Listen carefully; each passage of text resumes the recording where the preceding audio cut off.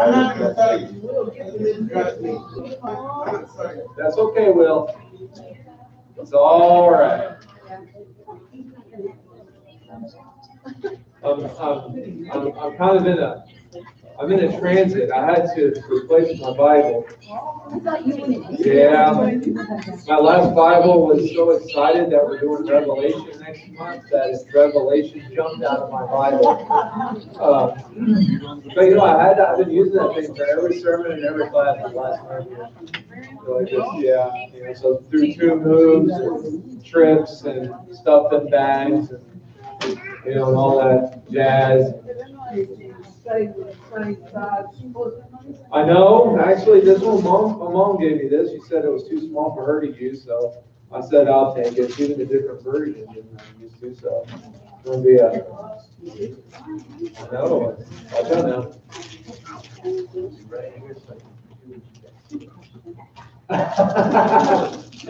Oh, by the way, Phil, you got permission to come? I think that was cool myself. Well, he's family anyway, so he already had something privilege. Let's see here. Get this done real quick. I'm switching over to the English Standard Version in case, some people sometimes ask, what do you use? Like whatever.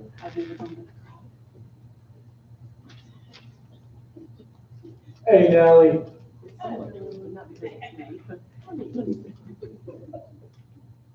I'll show you here.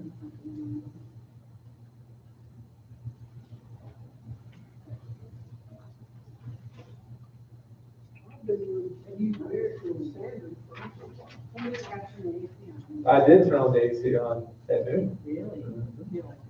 Well, that is not mine. No, I tell you what though, it was very stuffy in here when we came here, like hot and stuffy, like someone had the heater on. Yeah, I mean it felt unnaturally hot in here, like usually. Yeah, so I don't know what happened. Paula, I almost forgot you again, darling. That's impossible. That's impossible. I know, right? It's just... Any glasses for? No.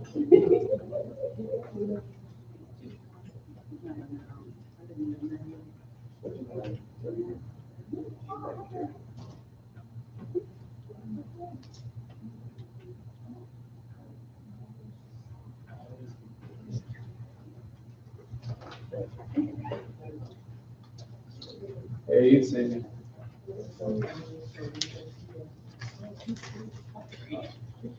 Oh, you know.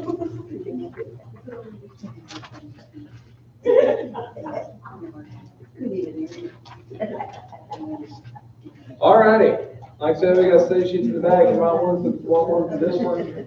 But we will go ahead and get started. Mr. Huddleston, would you lead us in prayer? Dear Heavenly Father, we come this evening just thanking you for the opportunity to meet and be with our brothers and sisters and just have this midweek time together and culmination of midweek and open your word and bring some study, and we ask you to be with Jeff and we pray to listen to us.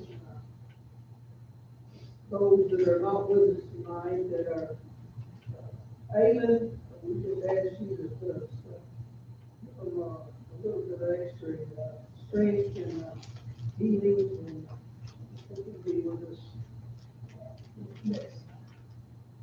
We ask you to give us opportunity. Thank you.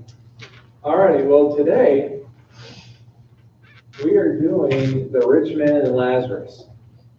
Luke 16, we're starting in verse 19. Luke 16 and verse 19. So let's get the burning question out of the way. Is the rich man and Lazarus a parable or not?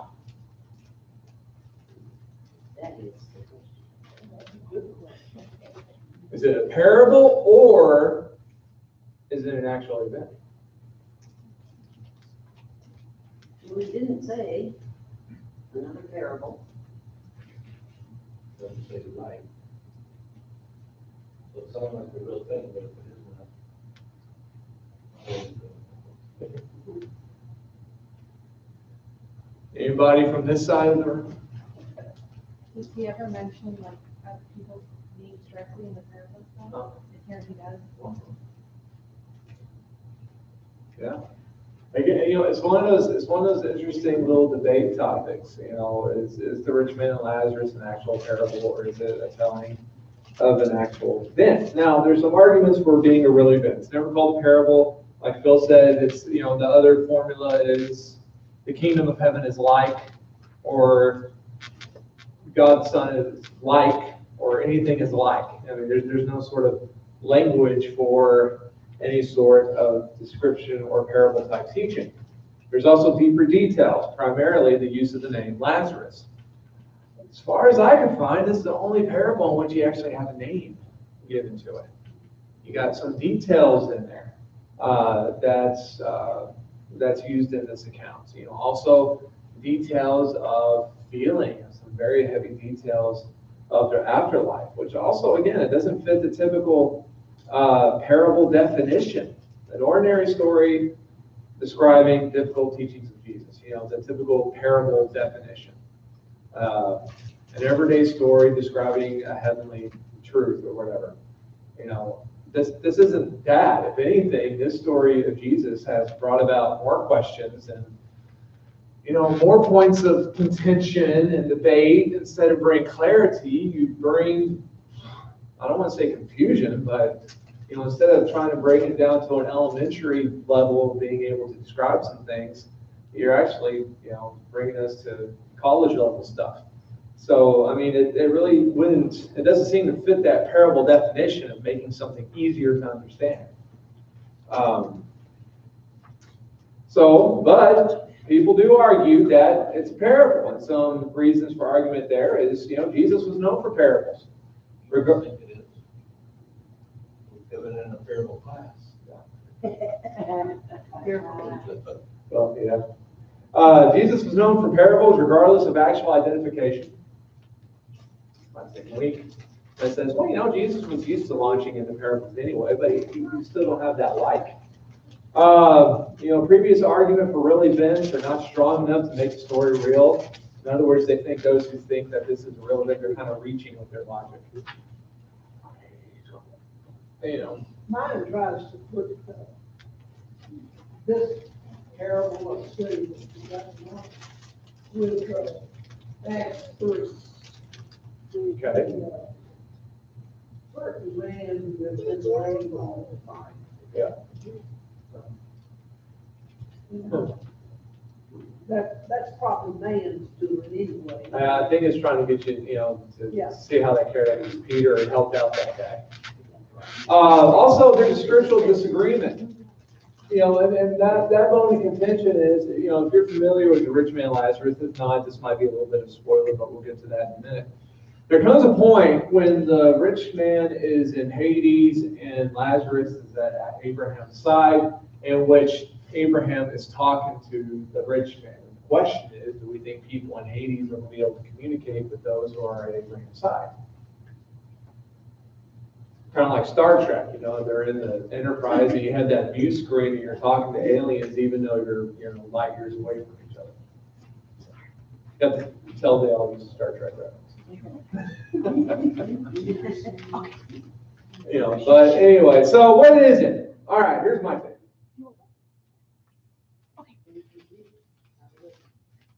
Basically, that's it. That's it. It came from Jesus, and you take it as it is. It is different from a traditional parable, yes, but it has elements of reality. It's real.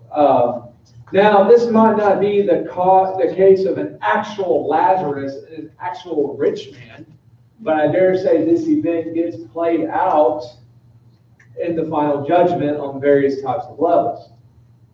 Does that make sense? The names have been changed to protect the guilty, so to speak. you know. And so it sheds light on some hard realities that are accurate, and we'll discuss those.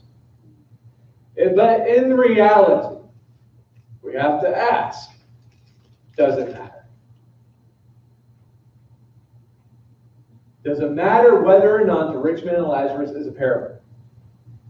In the long stretch of things. The study is still there. The study is still there. The truth, okay. Rich man and Lazarus is a parable. Let's just go ahead and say it. What should our response be to it? Do what? Learn from. Okay, you learn from it. Okay, rich man and Lazarus is an actual event. What are we supposed to do with it? Okay, it's the same. It's like the same stuff when people try to put biblical writers against each other. Well, who is right, Peter or Paul or James? You're not supposed to do that. You're supposed to take what they both say and carry it on. You know, and it's the same thing with the teachings of Jesus. Regardless if it's a parable, you know, an earthly story with a heavenly meaning, or if it's an actual event of what's actually going to happen one day, similar to the sheep and the goats. We'll talk about that later. It doesn't matter. You still take it, you still apply it, and you still seek to live with it. That's what we're supposed to do with it. So again, people get caught up with this stuff. Well, with things like this, especially, one of the reasons I want to do this now is because we are getting ready to do Revelation in September. We cannot fall into the trap of missing the forest because of the tree. We can't do it. Because again, people debate rich man and Lazarus, true or made up story. And they miss the entire teaching of what Jesus was trying to give us because they get hung up on that one question and won't move past that. So don't fall into that trap. All right, so let's talk about what this thing is. You got preliminaries. Now, the preliminaries for this account take place at the same situation as Luke 15, Jesus being around some Pharisees. Now, the Luke 15 parables, we're going to do the 3 of those over the next 2 weeks. And that's how we're going to wrap up this parable story with Luke 15. So I don't want to hit Luke 15 tonight, but you can also see the preliminaries for this in our class number 6, which was the parable of the shrewd manager, which actually takes place earlier in Luke 16. But basically, and I know this is going to be shocking, the Pharisees are cranky. They're cranky with Jesus because Jesus has the annoying habit of showing the Pharisees their faults. And they don't like it. Who likes being shown their faults? Anybody? No. But it's good for us though, isn't it? Especially the Pharisees sitting over here know Jesus is out seeing. Especially the Pharisees, especially us. Yeah. I mean, When he tells them. it's a mark of maturity to be able to take criticism. Justifiable criticism. They didn't like it because they weren't used to people speaking to them this way. But over the course of Luke 16, Jesus has been doing this. In this case, it was the love of money over, the Pharisees loved money more than they loved people. That was, one of the points of the parable of the dishonest manager, using what they have in order to do God's work. And them being more loyal to wealth than they were to God. That was one problem. Another problem was that instead of trying to change, they were looking to justify themselves. You see this in verses 14 and 15. You see them trying to corrupt the good news in verses 16 and 17. And this mindset of trying to love wealth, love position, love everything earthly more than they love God, it even permeated into the realm of marriage when Jesus had to take a couple of verses and talk about divorce. Luke didn't just shove it in there because he had nowhere else to put it. It also goes with what we're talking about here. The Jewish men of the day wanting the convenience of divorce anytime they wanted to, instead of trying to love their wives in the ways that God taught them to love their wives. They wanted to be like that old example that the Jewish men tried, she burns dinner. Divorce her. Give her a certificate of divorce, kick her rear out the door. And that's what they tried to do. I mean, they wanted that. And I love it. In Matthew's account, when Jesus is talking about divorce, I love what the disciples say. They say, this is marriage. You can live by this. It's really? But that was the Jewish atmosphere that they grew up in. But it's the idea of, hey, you loving somebody more than you're loving your earthly convenience. That's what it's about. And so from that, they launch into the rich man and Lazarus. And so all that's working together as we move on. All right, so let's get into this thing. Question or comment before we go? All right. In verse 19 of Luke 16, it says, there was a rich man who was clothed in purple and fine linen, and who feasted sumptuously every day. And at his gate laid a poor man named Lazarus, covered with sores, who desired to be fed with what fell from the rich man's table. Moreover, even the dogs came and licked his sores. The poor man died and was carried by the angels to Abraham's side. The rich man also died and was buried. Okay. Character number one, the rich man. Tell me about this rich man. He was rich. No. He was. Lived it up, dressed in purple. Well, now, what's the significance of dressing in purple back in Bible times? Money. Royalty and money. Yes. Yes, well. I think this is for the question, no. Okay. Thank you. Yeah, he had money because purple was very expensive because purple was hard to make. So, Lydia, classic example, Lydia from the book of Acts made a very good living because she was a maker of purple cloth. So, okay, what else about this guy? They're just worried about himself. He owned the gate. Yes, he owned the gate, which means I bet there was a wall attached to it. Yes. All right. He was fat. You think he was fat? Yes. So he feasted sumptuously every day. Yes. Say that. Yes. Do we realize that in various times in history, being overweight was actually in? Yeah. You can even see this with some of the Renaissance masters in art who painted women, and the models they went for were models who were a little bit on the curvy side. Now, why would being overweight or being curvy be in? Your health wealth.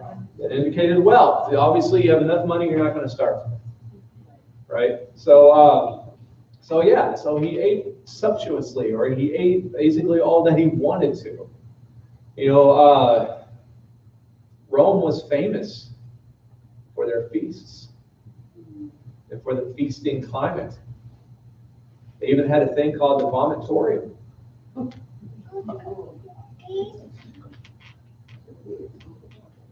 Yeah, I mean, it was kind of where you went up when you ate too much or you were drunk. You needed to relieve some pressure and go back. But that's the idea. Okay, what else? Anything else about this guy?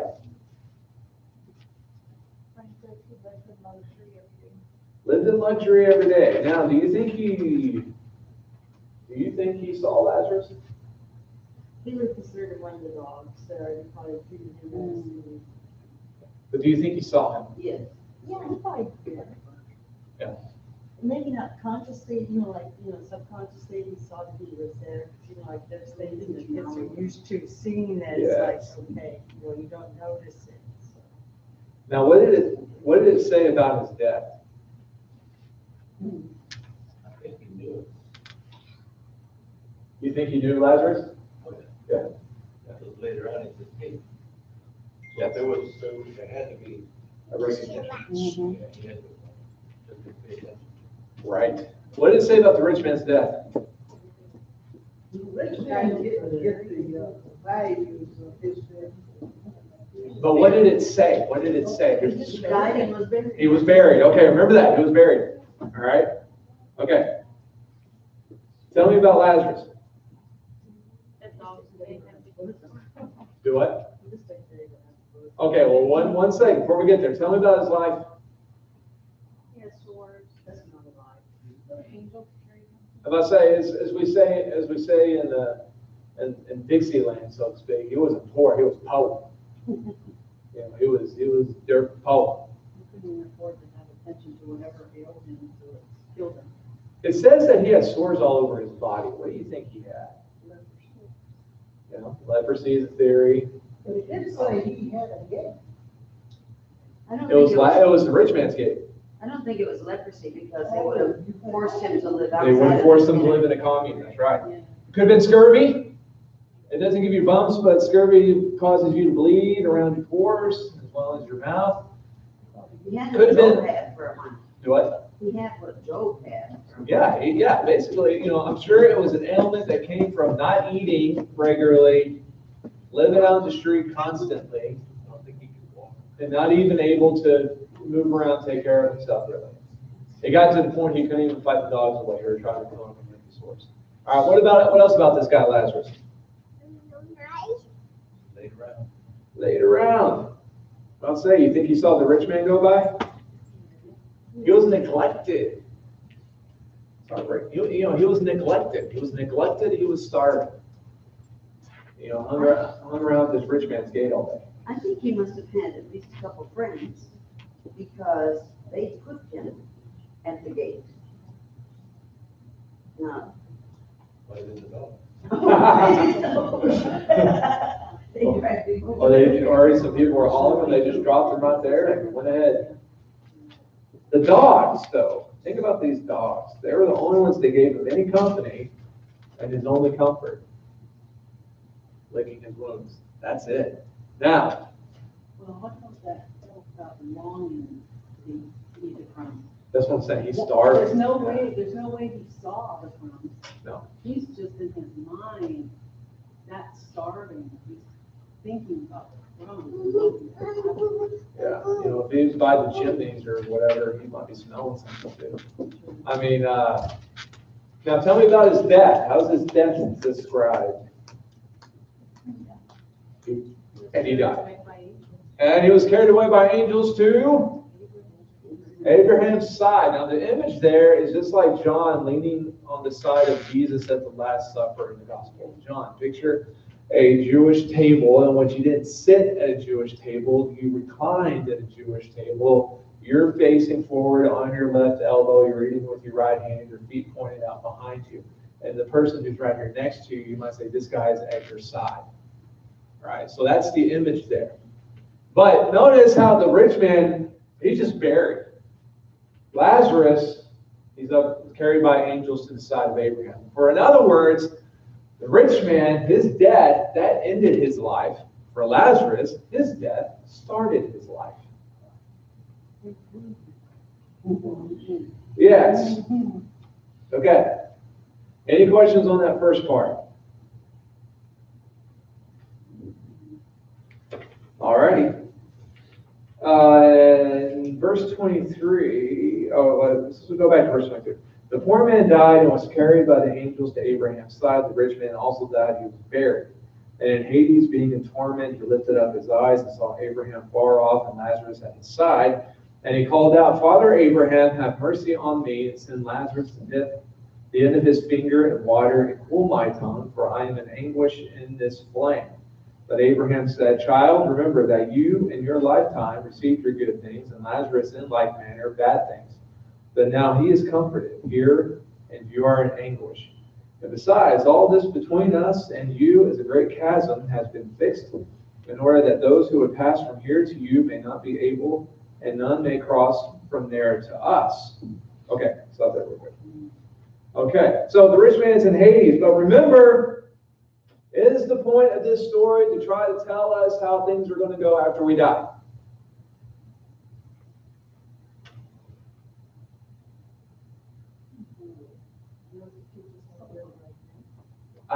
It's supposed to teach us how to live right now. So remember what the context of what we're trying to look. This is not about eschatology, which is the study of things that come later.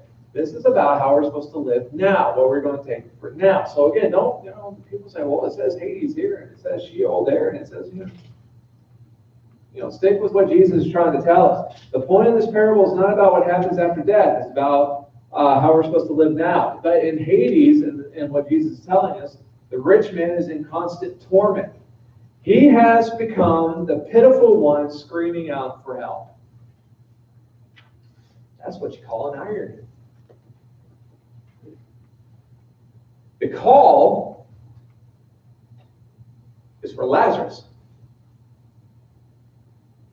to dip his finger in water and carry it over to the rich man. Now, why Lazarus? Because he's the only person in the story. It's like a Scooby-Doo episode. You know, it's always the one other person who's the villain at the end, because that's all that the cast was. Why was it Lazarus?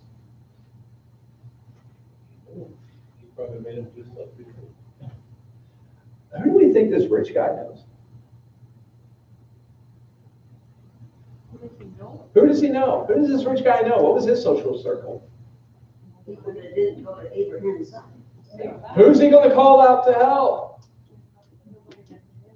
When Matthew, the disciple, got called by Jesus to follow him, Matthew threw a big old party at his house. Whom did Matthew invite?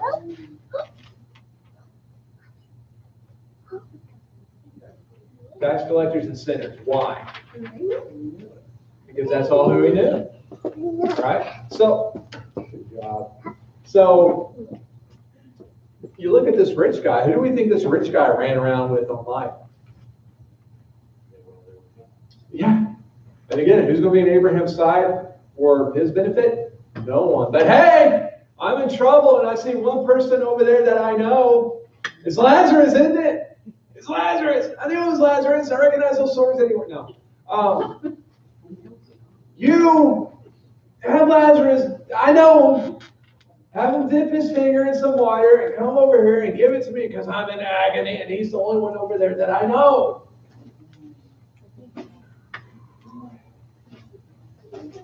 Sad, isn't it? It's sad. He wants this drip of water. You're about to make my point. What did Lazarus long for at the table? Crumbs. Crumbs. Crumbs. What are crumbs? Crumbs are little particles that fall off your food. You don't even eat them, but they fall off, and it wouldn't even be significant for you. But those little scraps that are so insignificant, that's what Lazarus longed for. Now, what is this rich man longing for? Just truly, the tables have turned.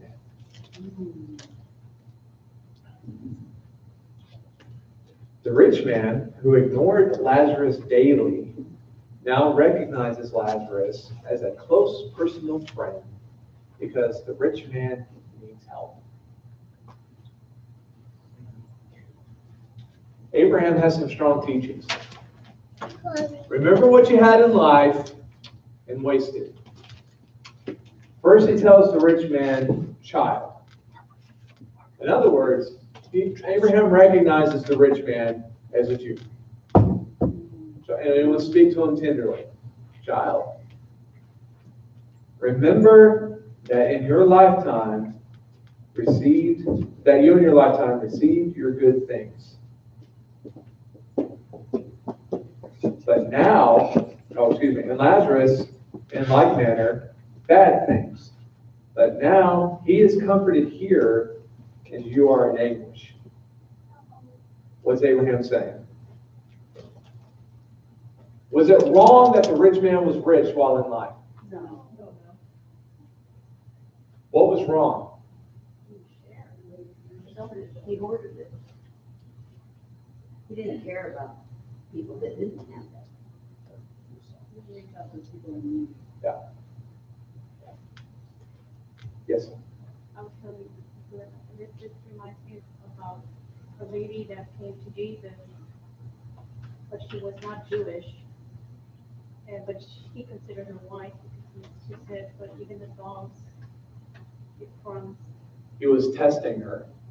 If you ever see that acted out, the guy who acted out, it was awesome because when she says that, he just smiles and fulfills her request. That was a test. Jesus wanted to see what she would do. You know, if you don't know what she's talking about, this is Jesus healing the Syrophoenician woman's daughter. Again, Syrophoenician, which means she's a Gentile. If you look at the life of Jesus, he didn't spend lots of time with the Gentiles. He spent some, but not much. He spent more time with the Jews because the Jews were expecting him. And the Syrophoenician woman comes up to Jesus and he says, oh, please heal my daughter. He says, and the disciples, being the disciples, send her away. And so Jesus says, I'm sorry, it's not right. It's not right for me to give the children's bread to their dogs, because remember the Jewish thing of the Gentiles. Now again, Jesus didn't mean that. He's testing her, seeing what she would do. He was also throwing to his followers and everybody else what they thought. Yeah. They couldn't believe it was coming out of his mouth. Right. So Hello. he's really showing them how wrong it is. Yeah. He's like taking their role. Exactly. And that's exactly what he's doing. And then she says the line, yes, Lord, but even the dogs get the crumbs that fall from the kids' table. Many dogs have been well fed by some kids. Yeah. To which Jesus says, oh, woman, you have great faith. Go, your daughter will be healed. And it's that same thing. Whereas again, rich man would not do that for Lazarus. So the first hard lesson of Abraham is that remember what you had in life and you wasted. Not just the wealth, not just the prestige, time. We don't think about time much. Do we realize that there's only going to be so many years of our life that people are going to take us seriously? There's going to be so many years in our life that we're going to be able to do good before time has its way with our bodies and we're not able to do the things that we used to do.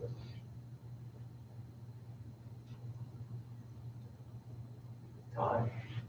You wasted time. Oh, I'll help him out tomorrow. We tomorrow ourselves to death before one day comes. There is no tomorrow.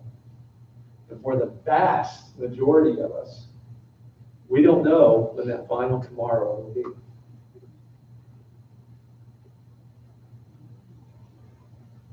Another hard point from Abraham is the separation is permanent. He says in verse 28, 26. I gotta get used to this new Bible. And besides, all this between us and you is a great chasm has been fixed, in order that those who would pass from here to you may not be able, and none may cross from there to us. Permanent separation. What makes heaven a perfect place? How come there's no sin?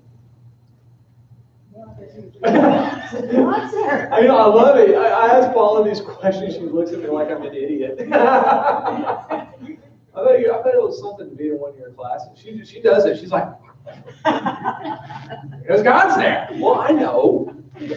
But do we understand what this means? No sin is in heaven. The Father refuses to be. It's not refuses. He can't. I mean, go back to study of the law. Go back to the Garden of Eden.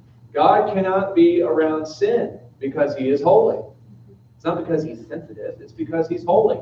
Light and dark cannot be in the same place at the same time. It's an impossibility. And so that means that those who belong in darkness are going to be elsewhere. And they're going to be elsewhere eternally. Because if we expect God to be righteous and if we expect heaven to be perfect, then this separation has to be complete and this separation has to be permanent.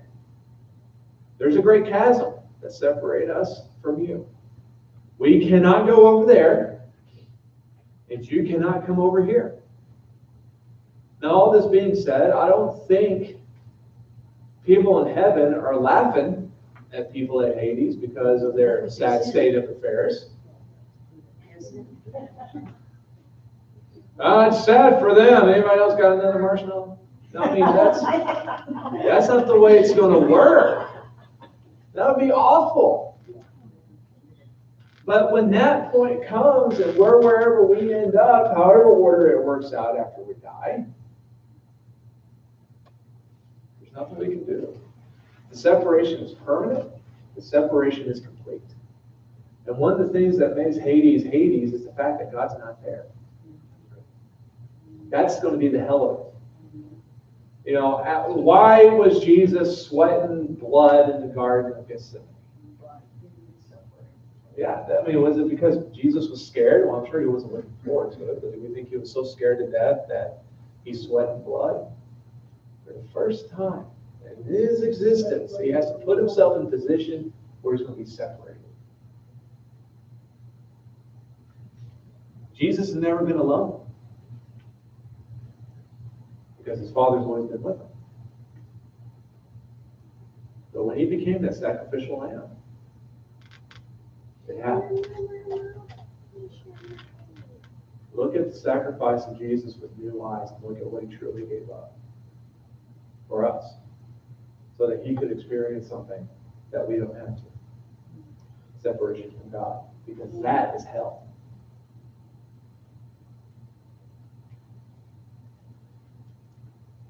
People here, God is here, but they don't feel it. Yeah. So they think things are good. Yeah. And they really, they don't realize that the blessings that God gives everybody are here because He can, and He's around us, everything like that.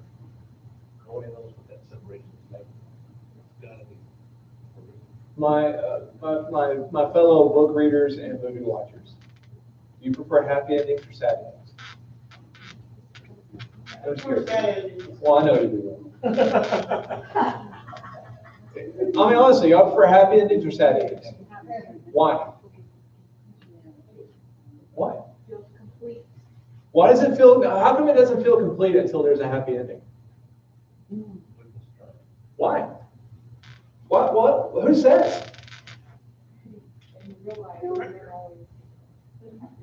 Yeah, I mean, you know, that's the joy of knowing God. That's the joy of being in this place. And again, this world is filled with people who hate God, don't believe in God or whatever, but they still want that happy ending. It's like, you know, someone might be the biggest blasphemer, atheist, but they pass away. Oh, you know, he's in a better place now. What? He wouldn't want to be there anyway. But the thing is that it's God who puts that hope in us, that things will work out. It's God who promises one day He's going to work everything out. Is it like we long for that time? We do. We long for that because we're still part of God, and God is good, and we hope for God. Now picture hell, what hell is. The hell of hell. God is love. God is love. It's not in hell.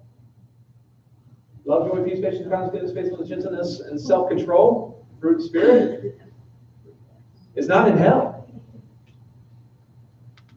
This is what makes hell hell. Everything that is good, everything that is lovely, what James is talking about, everything good and lovely is from above. That's not in hell. So when we're talking about the pure separation, the complete separation between God and hell, that's what makes hell hell. Hell has nothing good in it. People think hell's going to be this big party. No, it's not. People think the devil runs hell. He's not. He's the chief prisoner. He's not running anything. He's the boss of nobody.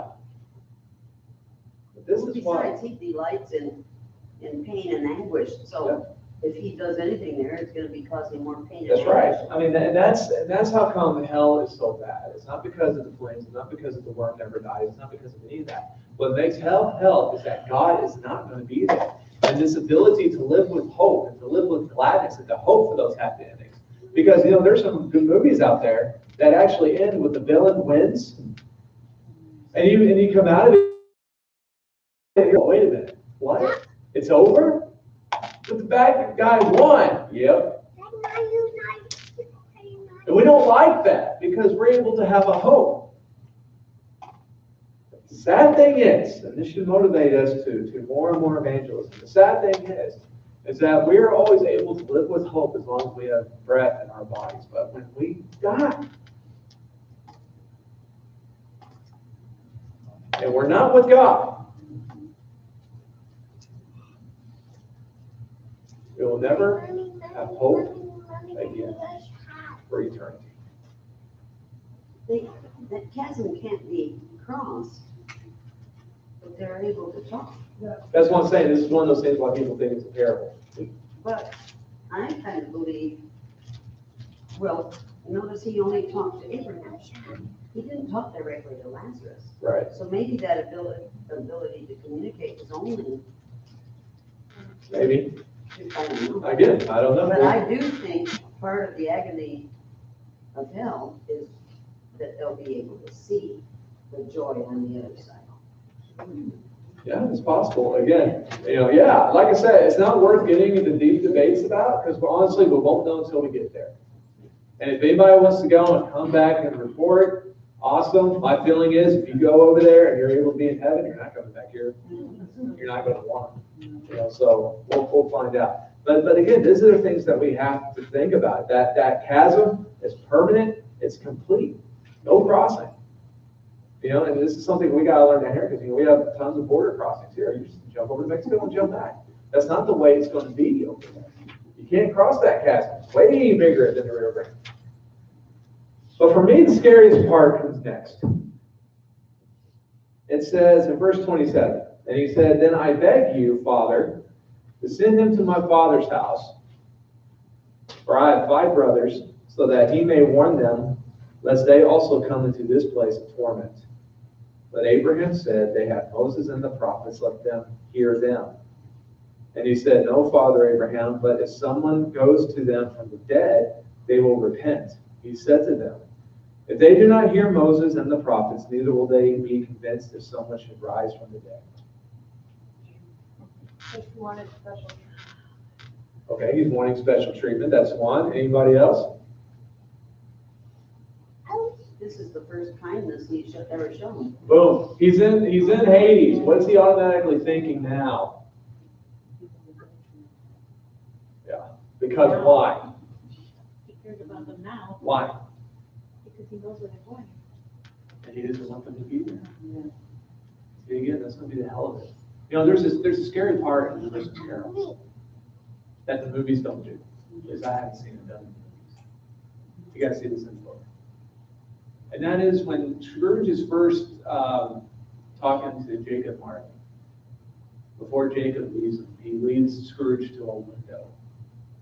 And Scrooge looks out that window and he sees this poor woman on the corner, and it's snowing and cold outside, and he sees 2 ghosts, just like Marley, who has the chains and everything, trying to give the woman bread and coats to ease her suffering. And they, as Marley says, they have lost the ability to intervene for good.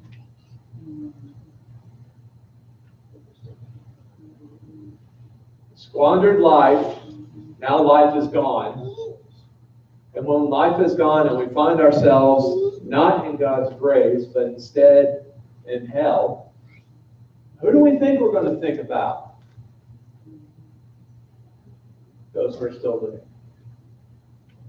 And we're going to have a few hopes left that those we love the most won't end up here with us. And we say, "Oh, if my loved ones could just see something." Abraham says, "Nope." Not that Lazarus isn't allowed. This is the scary part. But that if Lazarus went, it wouldn't matter. I don't know, do y'all call that bluff? Or do you agree with it? Because he already sent them on. Probably. I know, but he hasn't sent ghosts. Well, it's probably they can see.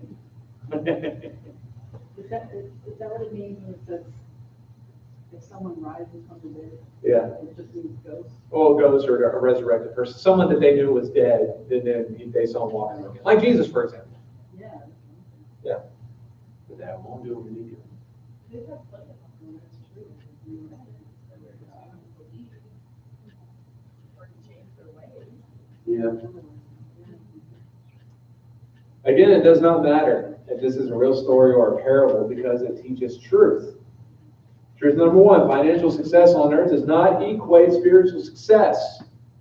No, people back in the day, like people today, they believe that just because you're wealthy, that means you're blessed by God and you're a good person. Remember, that was one of the things in Job. You know, God blesses the righteous and curses the wicked right now. Job was the wealthiest man in the East. Obviously, God was with him. He loses everything in a day. His health the next day. All of a sudden, no, Job's the biggest sinner since Jezebel. You know, why? Just because he lost his stuff. All right, just because whatever our standing is on earth does not equate to our spiritual standing. Lazarus had absolutely nothing. He's blessed. Rich man had everything. Nothing. 2, the reality of future judgment is based on decisions of life. Man, everybody wants their freedom, but we don't want our consequences that comes along with that freedom. Yeah. Responsibility. You consider this like the sheep and the goats in Matthew 25, verses 31 through 46. He who does the least of these for my brothers has done it for me. And those who did not do for the least of these brothers of mine has not done for me. It was all based on these acts. And then the people did it for others. What is this guy doing for that? When did we do this? Yeah, I know. Yeah. It's not like they were trying to gain points. Right. Yeah. It's just that's the way they were. You just And do you it. realize That's right. I mean, that. that tells you the core of that. Yeah, I love that part too. It's like, when did, the people, the sheep, the people who actually did it, they asked that question, Jesus, when did we see you? Hungry and thirsty and naked or sick or in prison or a stranger. When did we, whatever you did for the least of these, you did for me. They weren't looking to do it for Jesus. They were just looking to do it. But it was based on their decision to act or not act, and that's what the basis was. Same thing with the rich man and Lazarus. That was the situation. Their future reality was based on what they did in life. Now, this is important because, again, there's people out there in the world who teach you that God has already done it. He's already figured out who's going to heaven, who's going to hell. There's nothing that you can do to change his mind. Bull. We have responsibility. We have say over where we're going to end up. Also, seeing does not equate believing. Faith does not come by seeing. People might have seen something in the Bible and believed for a little bit, but that pure, life-changing faith, nope. Nope. That's not the way it happens. Consider the last point about the resurrection, seeing the resurrected. Now, the Pharisees taught Jesus in Matthew 27, verses 39 through 44, Mark 15, 27 through 32, and Luke 23, 32 through 38. This is them taunting Jesus while Jesus is dying on the cross. You remember, he saved others, but he can't save himself. You come down from that cross, and we'll believe in you. Come down from that cross, then we'll believe in you. Now, Jesus couldn't come down from that cross at the time because he was busy saying all of our sinning souls. He was occupied. I can't do what you say. I got a cake in the oven. I got stuff to do. So he couldn't come down at that point. But 3 days later, he popped out of that tomb, didn't he? And then what did they do? He came out. He did one better. Now, which is more impressive? I mean, let's think about it. Which is more impressive? If Jesus jumped down off that cross, or being dead 3 days and then coming out of the tomb? That's being blocked by a rock the size of a Volkswagen. Which is more impressive? No question. Right. And also, as we talked about in the sermon, it wasn't just Jesus coming back alive, but the nature of his resurrection. In other words, if Jesus was clawing out and unable to walk or tend to himself because he was still so beaten down by everything he went through, that wouldn't inspire anybody. Come, give yourself so you can be just like me. What?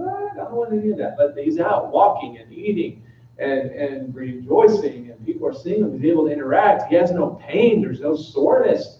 Goodness sakes, I had to wrestle 5 kids in the swimming pool last Friday. I could barely move the next day. Jesus was scourged, spikes driven through his body, spears run through his side, crown of thorns on his head, beaten, spit upon, and all this. 3 days later, fresh as a daisy, he's ready to go do whatever. There's no soreness. That's important. The nature of his resurrection is important. But he does that And how did the Pharisees, how did the Jews react? Did they believe? No. What did they do? You remember? I put it down there. Matthew 28, 11. You have what happens in Matthew 28, verses 11 through 15. You got to cover it up. Cover that sucker up. They're told what happened by the guards who were there, and then they go and they say, shoot. All right, here's what we do. You tell everybody that the disciples knocked you out and stole the body. Yeah, but then we'll be killed. No. We'll make it good with those who are above you, and here's a bunch of money to keep quiet. Shh, and don't tell anybody. Push comes to shove, they didn't believe it. Why not believe it? This, but because this is the thing, and this is where 1 Corinthians comes into play. Jesus was seen. 2 Corinthians. Jesus was seen. Seen by the disciples. Seen by the women. Seen by his brother James, who at the time did not believe him. And he did not believe Jesus was the Christ before Jesus' death. And at one single time, seen by 500 people. But when these books were being written, we're still alive. And all it took, think about how fast scandal gets out today. All it would have taken was for one person to say, that's a lie, I was there. And it would have shut this whole thing out. Christianity was its most fragile at the very beginning, where all it would have taken is those who were supposed witnesses to come out and say, I didn't see a thing. But they didn't, because they saw. But even though some saw, they didn't believe.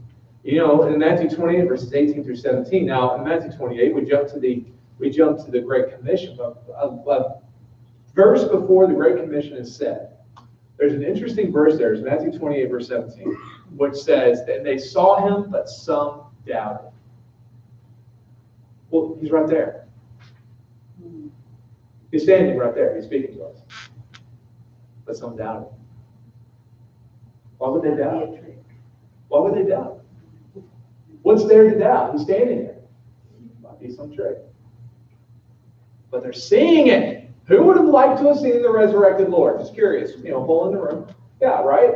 They saw it and they didn't believe it. It didn't matter. And then you got Lazarus. This isn't about Jesus being resurrected. This is about Lazarus being resurrected. In John chapter 12, verses 9 through 11, it's a chapter that follows the ballad of Lazarus. Lazarus dying and being brought back to life by Jesus.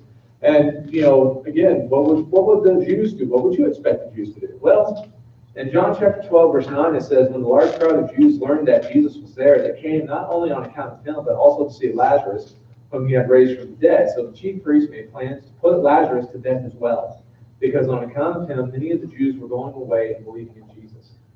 This guy had the audacity to die. Jesus brought him back to life. The Jew says, nope, we can't have it. Kill him again. You see what they're doing now. And yet they're going to come to Jesus and say, jump down off that cross and we'll believe in you. No, they wouldn't, because they have spent that entire 3-year period trying to discount everything that Jesus ever did. It didn't matter what they saw. It was not good enough. Jesus told this account to hammer home the fact that obedience to God is more than just having a bloodline or a title. Obedience to God comes from faith in God. Living according to God's will happens when we allow ourselves to be led by our faith. And faith, remember what Hebrews says, assurance, what we hope for, certainty in what we do not see. The uncomfortable truth is that the rich man had everything he needed to live righteously. He had the law, he had the prophets, and he had the opportunity. Lazarus, quite literally, at his doorstep. But he missed it. The uncomfortable truth is that we today have everything we need to live righteously. God's Word. And if we need it, people to help to teach us what it's about. But also, opportunity. but will we do it? Remember, in closing up this parable, this is powerful to me. So when Jesus appears to Thomas, remember what he told Thomas in John chapter 29, John chapter 20, verse 29, there's not 29 chapters in John. There's 21. But you remember what he says? He says, Jesus said to him, have you believed because you have seen me? Blessed are those who have not seen and yet have believed. Blessed are those who have not seen and yet have believed. For goodness sakes, that's everybody in history, including us. This is speaking to us. Don't sacrifice eternity for the temporary. This life is going to live it by so fast. All right, that's all I got. Anybody have any questions or comments?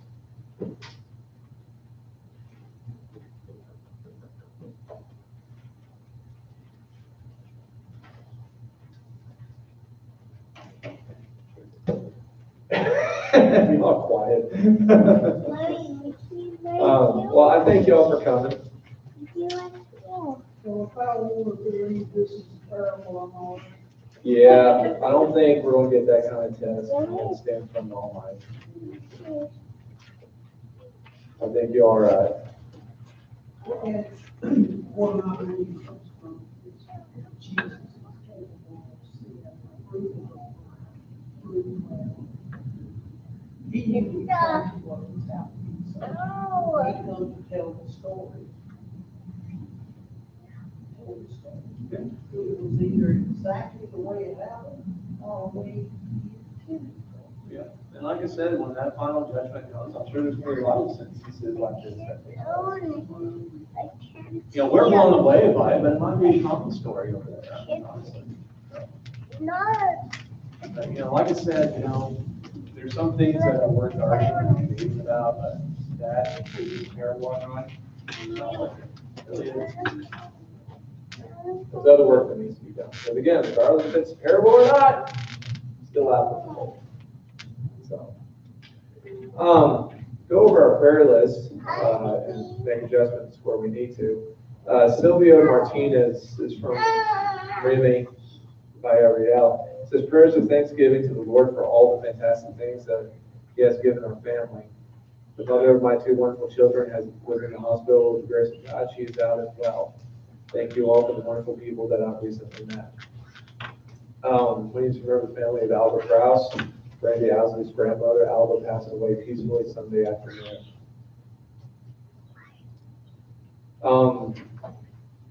Rebecca also wants us to remember the family and friends of Mr. Salinas, Michelle Klaus' co-worker. Mr. Salinas passed away Sunday afternoon. Jim and Peg, he wants us to remember Sarah, prayers for our granddaughter. She has had seizures all of her life. Saturday night, her seizures were every 15 minutes for about 3 hours with a high fever. We praise God for His help and comfort for Jim and Debbie as they strive to care for Sarah. Amy asks us to remember her husband Mark Ramirez. Prayers for safe travels and quick return. Safe travels for our family vacation. Prayers for Thanksgiving and praise of Amy's improved health. Well, they're over with Mark now, having a good time, so we're doing all right. Gonzalez family asks us to remember Erica De Leon. Prayers for her healing and for her to get back to us soon. She has a bad ear infection. Oh, I'm sorry. I thought the note was directed at me. I was like, yeah, it is. That's right there. Louis, is that Carmen's daughter? Okay, I thought she had the same. Okay. Louis Galindo, prayers for my son that the Lord will guide him and keep him safe. Erica, I was talking to Carmen. They're trying to figure out. She has her ear infection is actually more. Take out all the medical speak because I don't speak it. Basically has a staph infection inside of your ear, and there's not much they can do because it's most of the brain. And so they basically have to they'll probably have to do surgery because antibiotics and everything don't take care of it. So she's at Renaissance. This is Erica De Leon, Carmen Ontiveros' daughter. I've been studying with her She's a visitor with us. Yeah. Mhm. Where you all Yeah. saw Yeah. Diana and David Williams ask us to remember Blana Fuentes. Prayers for her house will sell. Louis Galindo, prayers for my son, that the Lord will guide him and keep him safe. And Mahina Foster.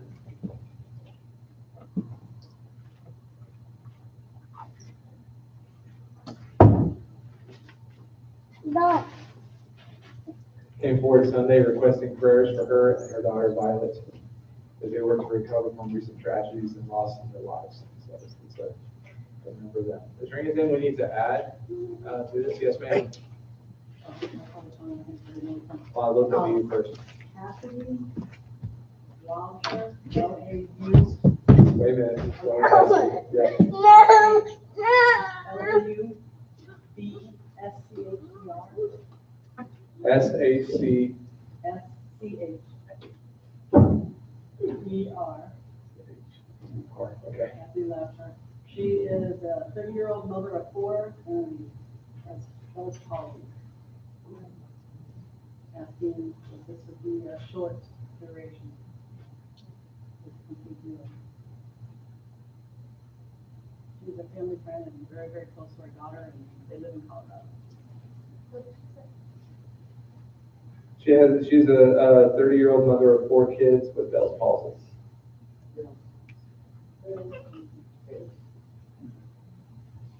Okay. Anybody?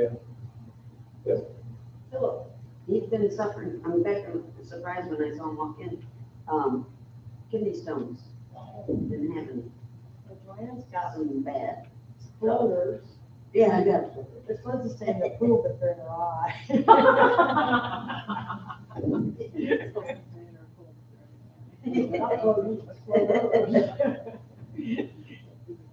Bill, you would never have guessed looking at you. You doing all right? Joanne's having some floaters.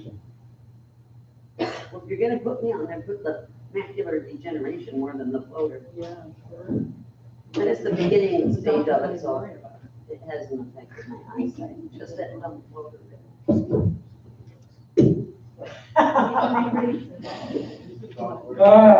Okay. Oh, No, it's not. No, I'm a guy who grew up around a bunch of guys. When you think floaters, you tend to think something else, that's all. Everything good. And the beginning stages of what? macular degeneration.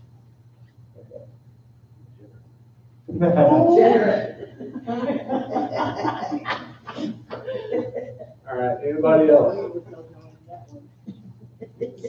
Travels to those who take the kids to college. My mom's actually flying in one way. I've been here before, but it's been a while. Yeah. She's coming from, it's like Bangs, Texas, Central, it's Avenue.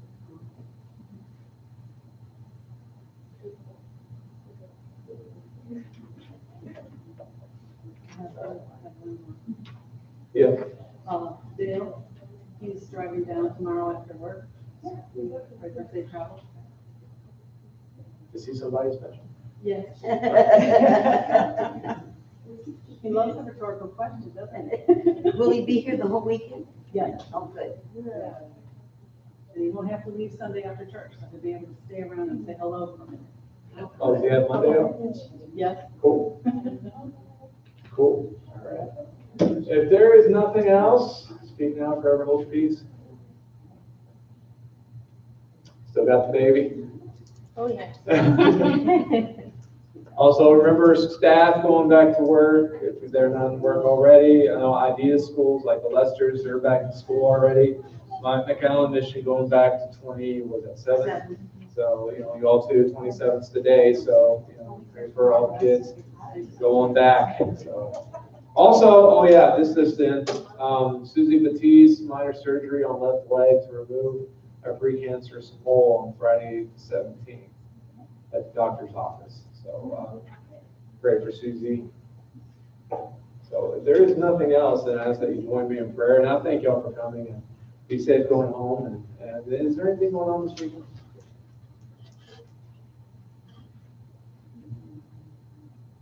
No? Okay. All right. So if you'll join me in prayer. Dear Heavenly Father, we thank you for this wonderful day that you bless us with, and we thank you for everything that you have taught us about your Son, and everything you have taught us about life, and more importantly, everything you have taught us of the things that we have to look forward to. And we pray that we may live a life in which we look forward to being with you for eternity, not to just talk about it, but to live it in a way that we look forward to being there one day. We pray that we may live lives in which are benefit to others, so that others may come to know you, so we don't have to see any of our loved ones away from you, but that we may all come to you.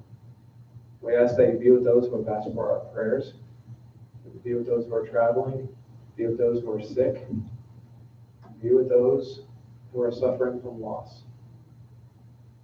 That we all find help and hope in you. We thank you for your Son who died on the cross, saved us from our sins. May we be your salt and light here on earth. In Jesus' name, amen.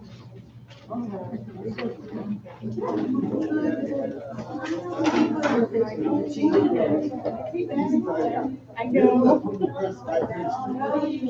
I finished it. End of story. Just say what you want. I'm sorry, did you say? Good job. She's better. Yeah?